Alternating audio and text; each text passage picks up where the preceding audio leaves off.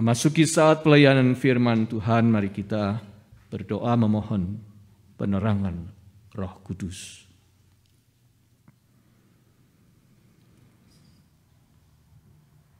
Ya Roh Kudus yang berdiam di hati kami, Engkau terang dari segala terang, bercahayalah di hati kami, supaya mata hati kami bisa melihat kebenaran dari firman Allah yang sebentar dibacakan, direnungkan, dan diberitakan. Kuasailah hati kami, bahkan seluruh hidup kami, ya Roh Kudus, supaya kami tanggap, supaya kami dapat memberi jawab yang benar terhadap firman-Mu. Di dalam nama Tuhan Yesus, firman Allah yang sejati, kami berdoa. Amin.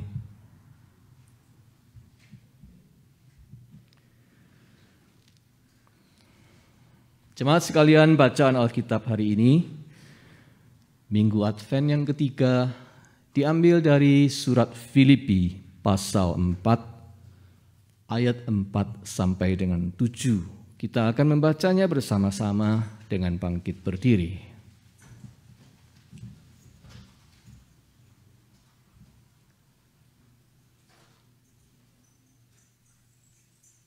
Satu, dua, tiga. Bersukacitalah senantiasa dalam Tuhan.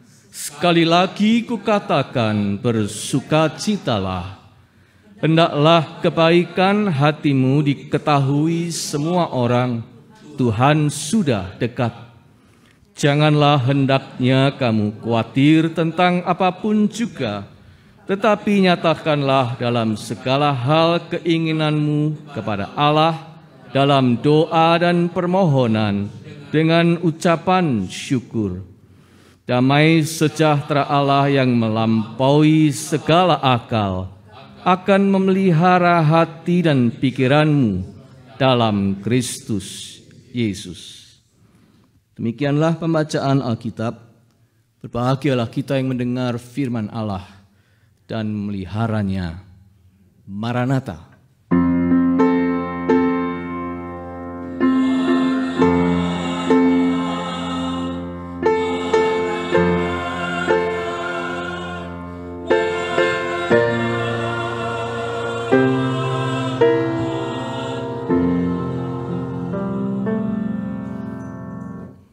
Jemaat persilahkan duduk kembali.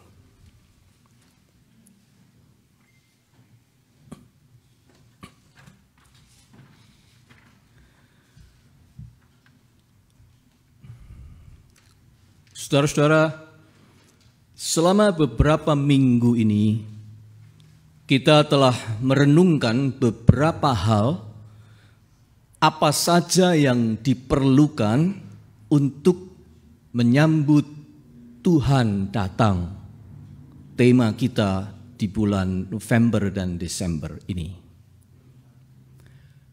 Apa saja yang diperlukan untuk menyambut Tuhan datang? Hati yang murni, kita telah merenungkannya. Iman, pengharapan, dan kasih, satu paket yang tidak terpisahkan. Dan minggu lalu, kesejatian, kemurnian, sudah kita renungkan. Hari ini, satu lagi, yaitu rejoice, bersuka cita. Seorang teolog bernama John Brown pernah berkata begini, "Consider this, you are always near to the source of joy. You are always near to the source of life. You are always near to the source of love. breathe in God's presence and spirit right now. Rest for a moment, as it were, in the curve of God's smile. Rest a moment in the curve of God's smile. Berteduhlah sejenak di lekukan senyum pada bibir Tuhan. Sebagian Anda tahu saya pernah melukis atau membuat sebuah lukisan dengan watercolor. Ini lukisannya. Ya.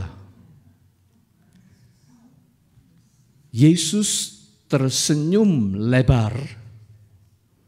Kemudian di bawahnya saya cantumkan kutipan dari Filipi pasal 4 ayat 4. Rejoice in the Lord always.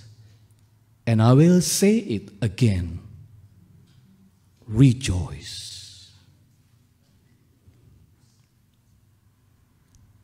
Yesus tersenyum lebar di lekukan senyum bibir Tuhan.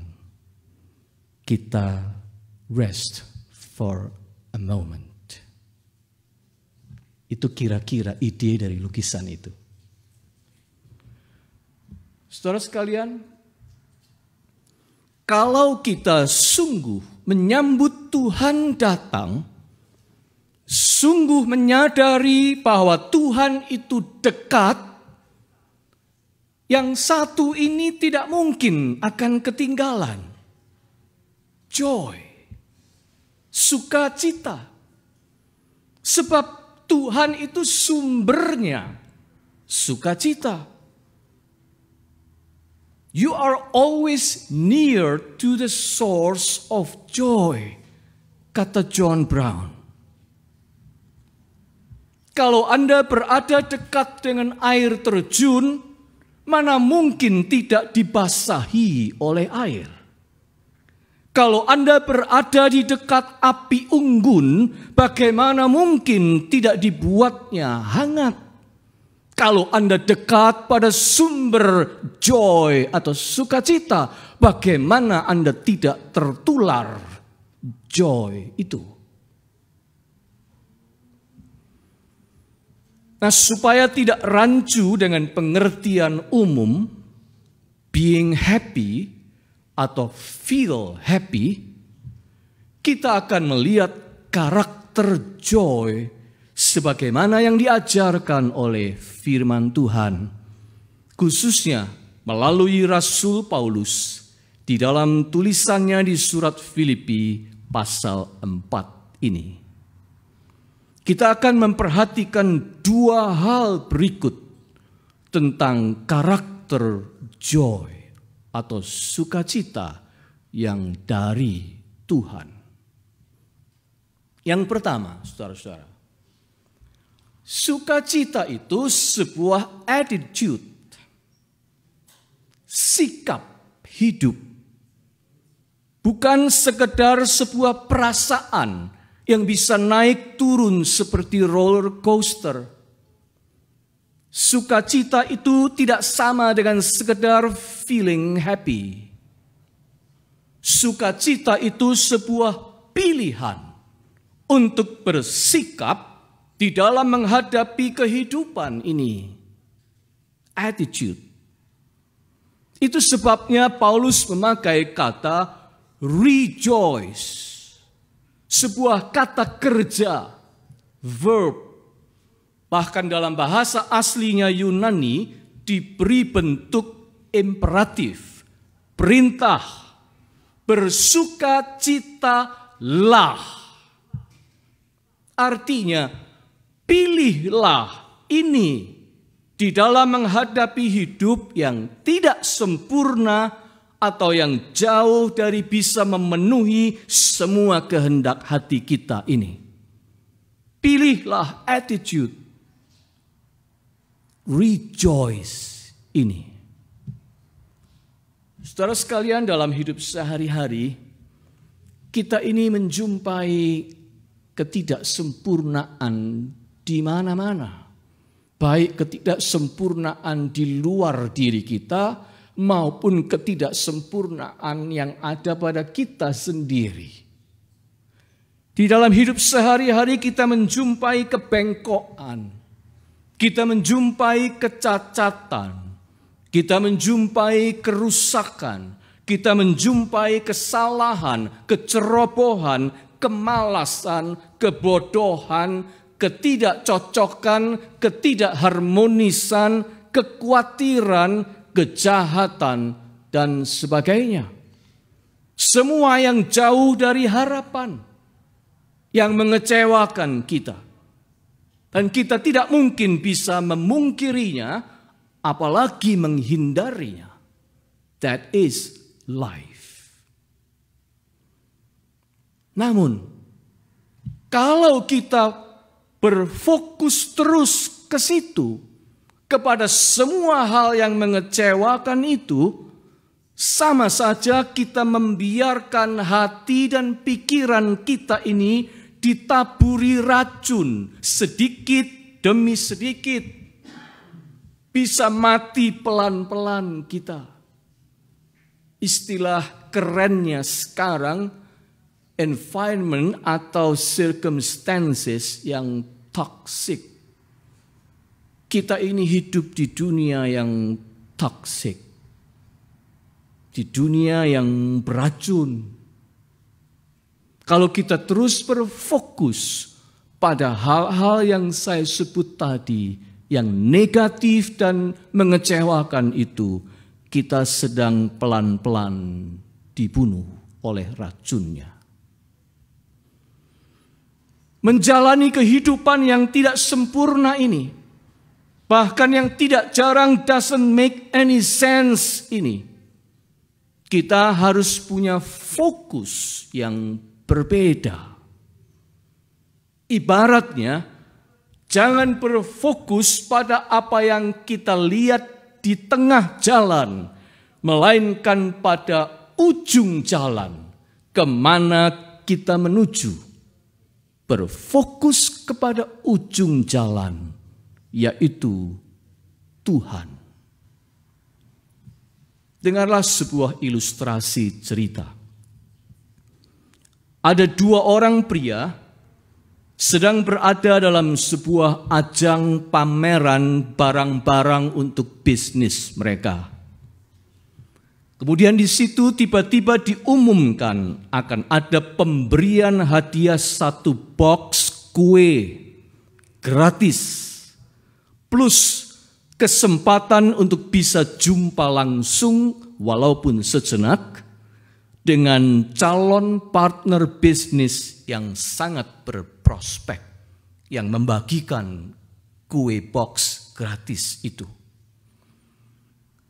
Begitu melihat deretan antrean panjang yang mengular, pria pertama enggan mengambil paket gratis itu. Males antreannya gila. Tetapi pria yang kedua memilih untuk tetap antri. Mengapa? Sebab yang satu melihat antrean, yang lain melihat tujuan. Kesadaran akan signifikansi dari kesempatan bertemu sebentar dengan mitra bisnis yang punya prospek di depan sana yang sedang membagikan box kue itu, memberikan kekuatan dan kesabaran kepada pria yang kedua untuk antri. Saya antri menuju ke sana. Dia melihat tujuan, sedangkan yang melihat antrean malas. Ada dua perspektif, bukan? Saudara sekalian, itulah yang dilakukan Paulus. Paulus memilih untuk antri. Dan dia sudah membuktikan efektivitas dari pilihan sikap hidupnya. Pilihan itu memberinya strength and power. Dia berfokus bukan pada hambatan di tengah jalan, tetapi dia berfokus pada tujuan yang dia mau capai. Dan di situ ada Tuhan. Dan itu memberinya strength and power. Saudara sekalian, ketika kita berfokus pada Tuhan, berfokus pada sifat dan karakter Tuhan yang bisa diandalkan, kita berfokus pada firman Tuhan, pada pekerjaan Tuhan, pada tanggung jawab titipan dari Tuhan, pada kebaikan-kebaikan Tuhan di dalam hidup kita yang tidak terhitung banyaknya, dan berfokus pada orang-orang yang sama-sama mengasihi Tuhan. Kalau itu yang menjadi fokus kita, kita akan seperti mendapat suntikan vaksinasi plus vitamin dosis tinggi untuk menghadapi toksiknya kehidupan di sekeliling kita. Damai sejahtera Allah yang melampaui segala akal memelihara hati dan pikiran Paulus, dan dia sudah mengalaminya. Dia orang yang mengalami tantangan hidup begitu banyak, but yet dia berkata, rejoice in the Lord. It's worth it. Dan itu yang dia katakan kepada jemaat di Filipi dan juga kepada kita semua. Sekalipun badannya terpenjara waktu itu, jiwa dan pikirannya tidak. Nyala api sukacita yang dari Tuhan tetap menghangatkan jiwanya. Sebab dia menaruh fokus di tempat yang benar, pada tujuannya. Saudara sekalian, itu sebabnya Paulus juga mengajak orang lain, mengajak kita untuk berdiam di dekat api unggun yang sama, supaya merasakan kehangatan itu, dan sumber api unggun yang sama itu adalah Yesus Kristus Tuhan. Bersukacitalah senantiasa dalam Tuhan. Sekali lagi kukatakan, bersukacitalah, tulisnya di ayat 4 yang terkenal itu. Saudara sekalian, dalam hidup yang hanya sekali jalan ini, buatlah pilihan yang benar. Hidup ini cuma satu kali jalan. Buatlah pilihan yang benar. Berfokuslah ke arah yang benar. Pakar dan perintis modern science fiction, John Campbell, pernah berkata begini, "We cannot cure the world of sorrows, but we can choose to live in joy." Dia benar. Kita tidak dapat menyembuhkan dunia yang diliputi oleh penderitaan ini. Kita bukan Tuhan.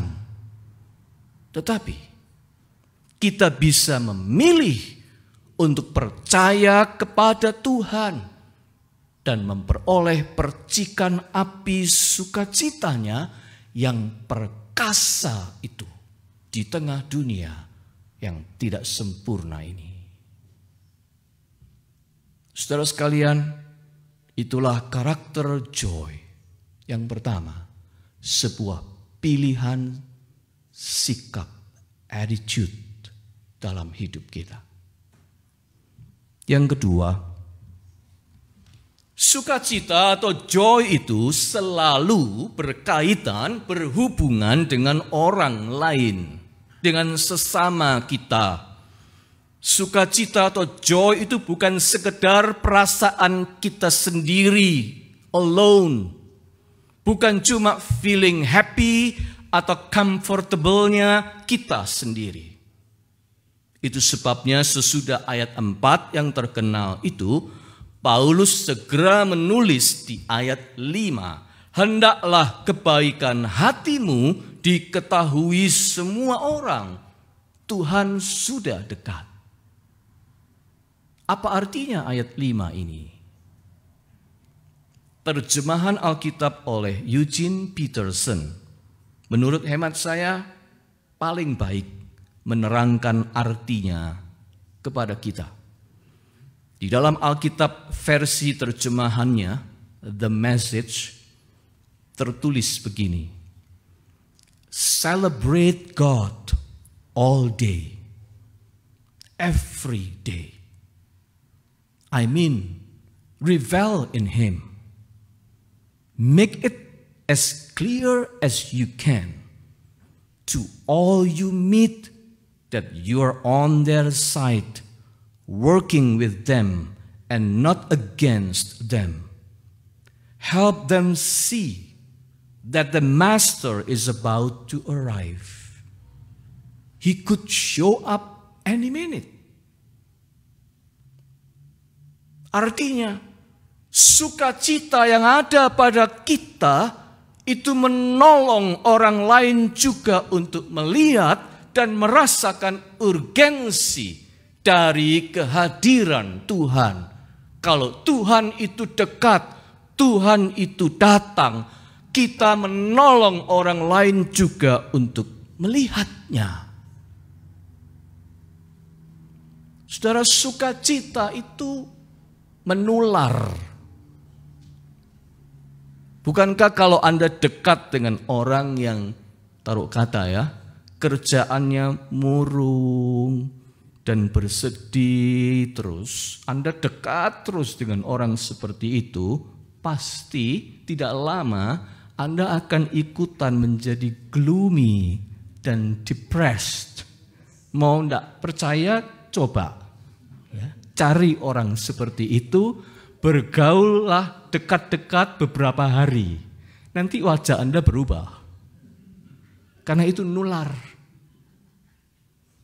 Sebaliknya, kalau Anda berada dekat dengan orang yang ceria, yang tabah, yang positif, yang perspektifnya lebar, yang matanya berbinar, yang ucapannya bersemangat, Anda pasti ikutan bangkit semangatmu.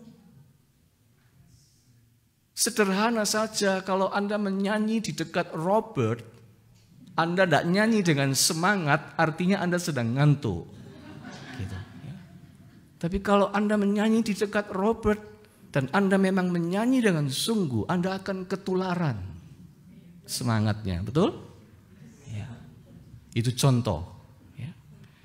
Sukacita itu menular. Apalagi kalau kita berada dekat dengan sumber sukacita. Aliran power sukacita itu akan ada pada kita dan sangat bisa ditularkan kepada orang lain. Bahkan sukacita itu, saudara-saudara, tidak bakal ditemukan apabila kita menarik diri dari sesama.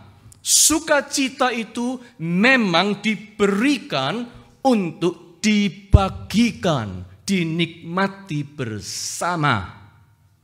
Sukacita itu, joy itu bersifat sosial, bukan individual. Seorang kawan FB saya tergolong seorang yang punya positive attitude. kelebihannya adalah begini.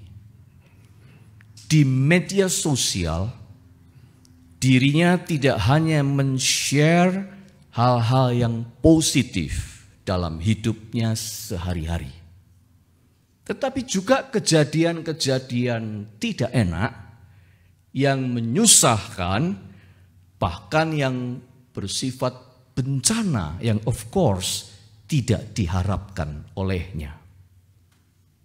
Tetapi uniknya, kawan satu ini selalu menceritakan semuanya itu, baik kejadian yang menyenangkan ataupun yang tidak menyenangkan, diceritakannya dengan narasi yang menarik, dengan perspektif dan dengan kata-kata yang positif, dengan ringan dan memberikan wisdom. Akibatnya, kita yang membaca sharingnya merasa diinspirasi dan diberkati. Spirit positif itu menular, saudara-saudara. Dan memang harus ditularkan. Dunia kita ini dunia toksik. Kalau Anda ikut-ikutan menularkan yang negatif, Anda ikut jadi racun. Oleh karena itu jangan menularkan yang negatif. Anda harus punya attitude yang positif dan menularkan yang positif itu.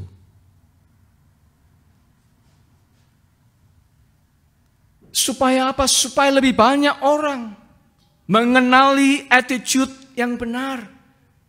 Attitude seperti apa yang seharusnya dipilih di dalam kehidupan ini. Dan pada akhirnya orang akan terdorong juga untuk bertanya, dari mana ya sumber spirit yang positif itu? Dari mana sumbernya? Disinilah letak kesaksian iman Kristen kita bertumpu. Bersaksi itu tidak harus cerita hal-hal yang positif, menyenangkan. Hal-hal yang baik saja. Tetapi bisa juga menceritakan hal-hal yang buruk, tetapi dengan perspektif yang positif. Disinilah letaknya kesaksian iman Kristen kita.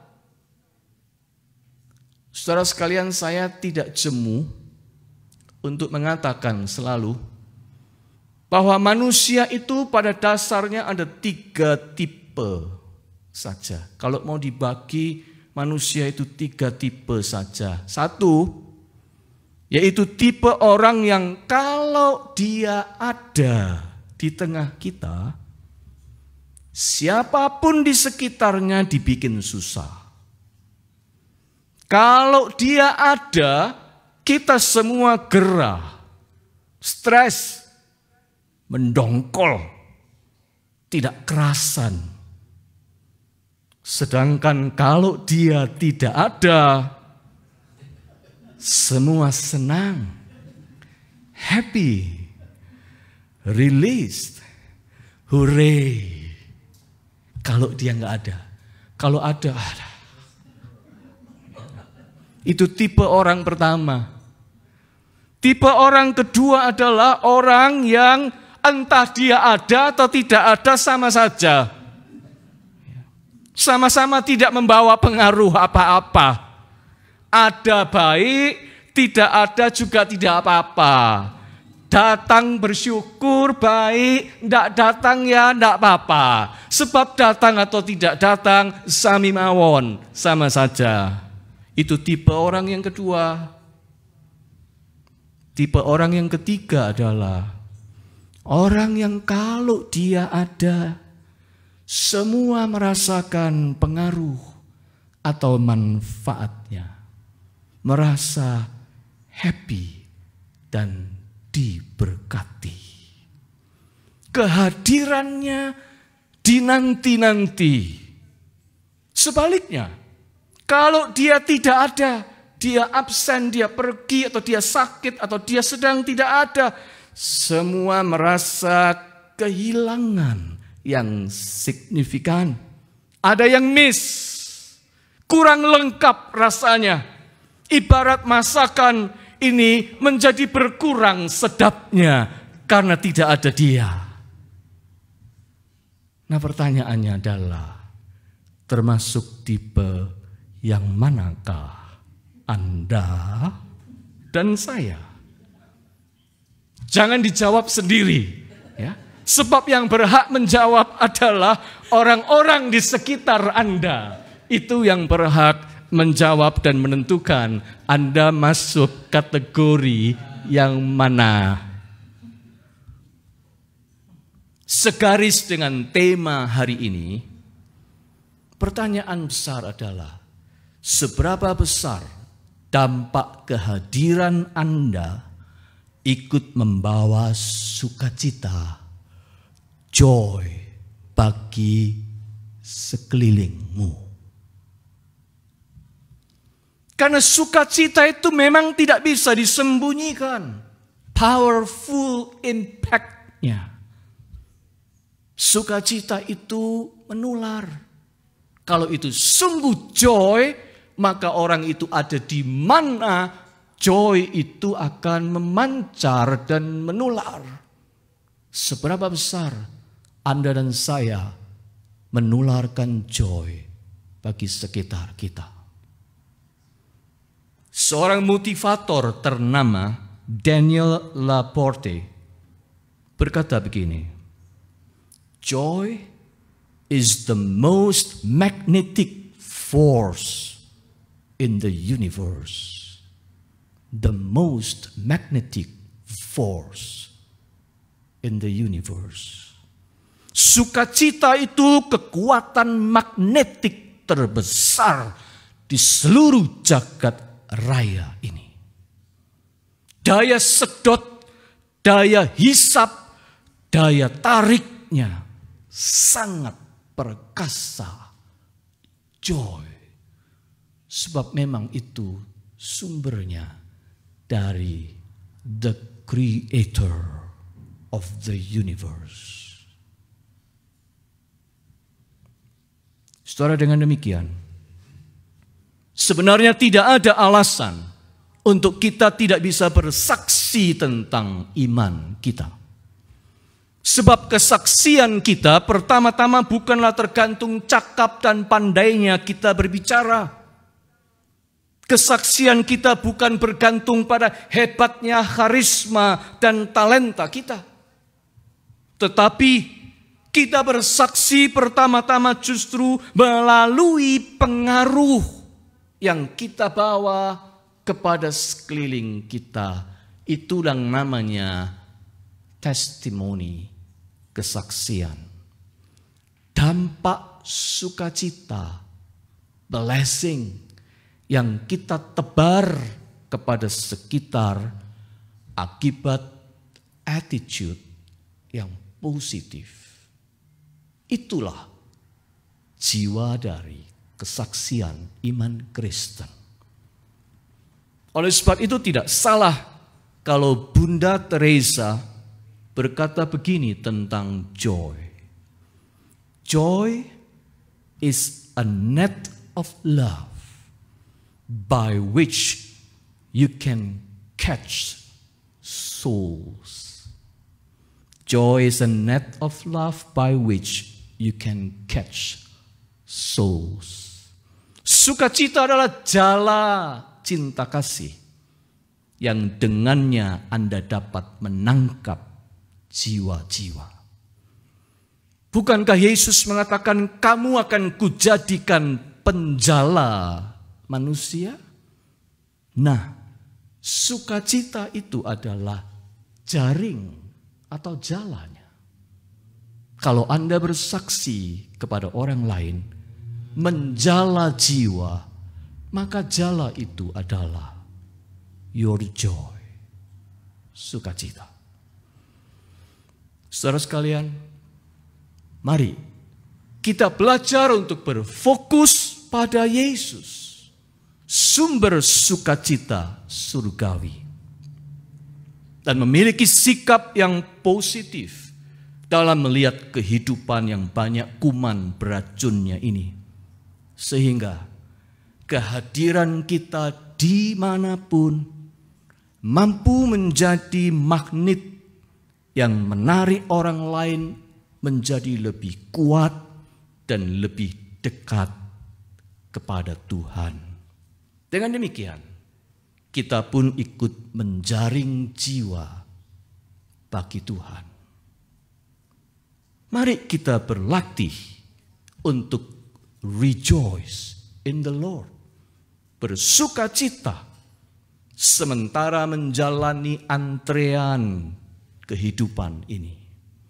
Sebab sukacita surgawi yang ada di ujung sana sungguh layak untuk ditunggu dan dinanti, diantisipasi sejak kini dengan sikap yang positif. Rejoice in the Lord. I will say it again. Rejoice. Selamat masuki Minggu Advent yang ketiga. Amin.